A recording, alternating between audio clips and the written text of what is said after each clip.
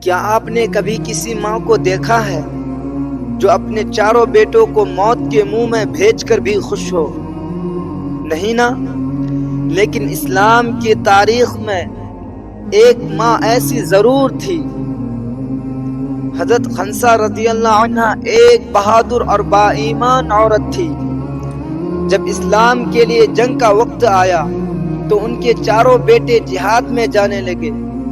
ماں نے انہیں رخصت کرتے وقت کہا، بیٹو یاد رکھنا، تم کسی ماں کے لیے نہیں لڑ رہے ہو، تم کسی قبیلے کے لیے نہیں لڑ رہے ہو، تم اللہ کے دین کے لیے جا رہے ہو۔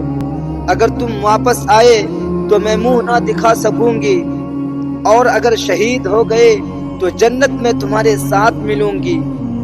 چاروں بیٹے میدان جنگ میں لڑے، چاروں شہید ہوئے۔ جب خبر آئی تو حضرت خنسا رضی اللہ عنہ نے سر کو آسمان کی طرف بلند کیا اور کہا، یا اللہ، تو نے میرے بیٹوں کی قربانی قبول فرمائی، میں شکر گزار ہوں۔ دوستو، ہم کون سا اسلام لے کر چل رہے ہیں؟ کیا ہم ایسی ماں کے وارث ہیں؟ آج جب دین پر عمل کرنے میں ذرا سی پریشانی آئے تو ہم گھبرا جاتے ہیں۔ آئیے اس عظیم ماں سے سیکھیں صبر اور توکل اور دین پر قربانی کیسے کی جاتی ہے۔